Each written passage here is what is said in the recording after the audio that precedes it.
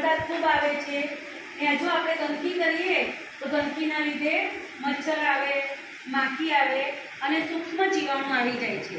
આપણે જોઈએ તો વધારેમાં વધારે બીમારી ક્યારે આવે છે? ચોમાસામાં. વધારેમાં વધારે બીમારી ક્યારે ફેલાય છે? ચોમાસામાં. કારણ કે ચોમાસામાં ડેન્ગ્યુના મચ્છરો પણ વધારે થાય છે. માખી હોય, મચ્છર હોય એ ગંદવાડમાં બેસે છે અને એ જ ગંદવાડમાંથી બેસીને આપણા શરીર ઉપર બેસે છે, આપણને કરડે છે અને એ સૂક્ષ્મ જીવાણુના લીધે, મચ્છરોના લીધે આપણને શું થાય છે? રોગ થાય છે. તમને ખબર છે ચોમાસામાં વધારેમાં વધારે રોગ શાના જોવા મળે? શાના જોવા મળે? ડેન્ગ્યુના જોવા મળે છે. બીજા શાના મચ્છર જોવા મળે છે? મલેરિયાના મચ્છર જોવા મળે છે. મલેરિયાના મચ્છર આપણને કરડે તો શું થાય છે? શું થાય? વાયરસ થાય છે. બીજું શું થાય? મચ્છર કરડે તો શું થાય? બીમાર પડીએ છીએ, તાવ આવે છે. આજે એવો જ આપણો ગુજરાતીમાં સરસ મજાનો પાઠ છે, છઠ્ઠો પાઠ છે વાયરલ ઇન્ફેક્શન. કયો પાઠ છે? Viral infection. એના લેખક છે ગુણવંત શાહ. એના લેખક છે ગુણવંત શાહ. જો ગુણવંત શાહનો પરિચય આપેલો છે. નામ છે ગુણવંત ભૂપતલાલ શાહ. એમનો જન્મ 12/3/1937 માં થયેલો અને આ નિબંધ સંગ્રહ છે. આનો સાહિત્ય પ્રકાર કયો છે? નિબંધ સંગ્રહ. રણ તો લીલાછમ વિચારોના વૃંદાવનમાં એમણે લખેલા કૃતિઓ છે. ગુણવંત ભૂપતલાલ શાહનું સુરત જિલ્લાનું તદ્દન રાંદેર છે. તેમણે વડોદરાની મહારાજા સયાજીરાવ અમેરિકાની મિશિગન યુનિવર્સિટીમાં અભ્યાસ કર્યો હતો. વાયરલ ઇન્ફેક્શન એનો સાહિત્ય પ્રકાર નિબંધ છે. આપણને પરીક્ષામાં પૂછાતું છે કે સાહિત્ય પ્રકાર લખો તો તમને પૂછાશે કે છઠ્ઠા પાઠનો વાયરલ ઇન્ફેક્શનનો સાહિત્ય પ્રકાર કયો છે? નિબંધ. ને વાયરલ ઇન્ફેક્શન એટલે સૂક્ષ્મ જીવોથી થતા રોગો. વાયરલ ઇન્ફેક્શન એટલે સૂક્ષ્મ જીવોથી થતા રોગો. એક જમાનામાં ચીનમાં લોકો ગામમાં કોઈ માંદો પડે તો ડાક્ટરની સજા કરતા. સેમ્યુઅલ બટલરે એક એવા આદર્શ સમાજની કલ્પના કરેલી જેમાં માંદા પડનાર માણસને કેદની સજા થાય. આ નિબંધમાં આ વાત કરવામાં આવી છે. કાર ખોટકાઈ પડે તો તેનો માલિક થોડોક શરમાય, પરંતુ માણસ પોતાનું શરીર ખોટકાય તેની વાત બીજાના આગળ ગૌરવપૂર્વક કરે છે. સરસ મજાની ગાડી લીધેલી હોય ને ગાડી બગડી જાય તો આપણને શરમ આવે છે.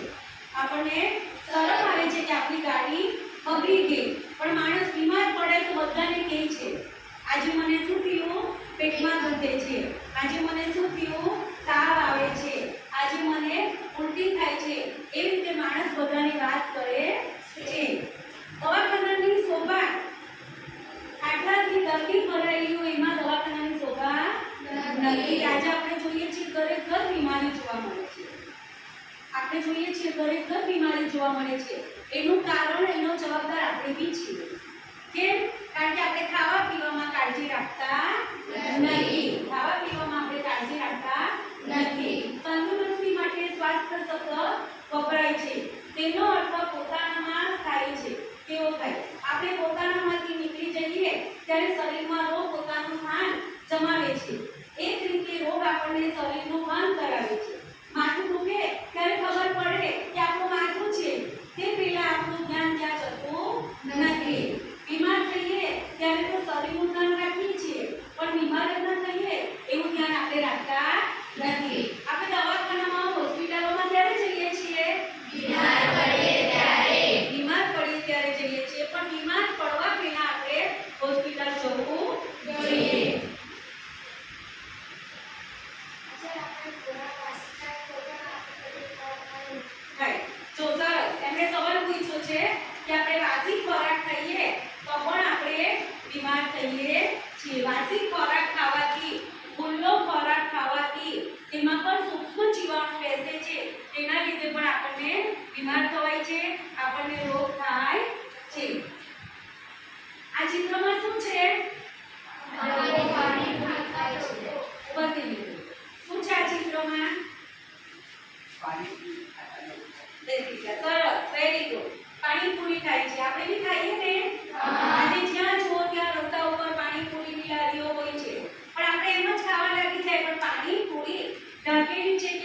છે આપણે જોતા નથી. કોઈ જગ્યાએ સરસ હોય છે, જાળીથી ઢાંકેલી હોય છે, પણ કોઈ જગ્યાએ ખુલ્લી જ હોય છે ને આપણે પાણીપુરી ખાઈએ છીએ.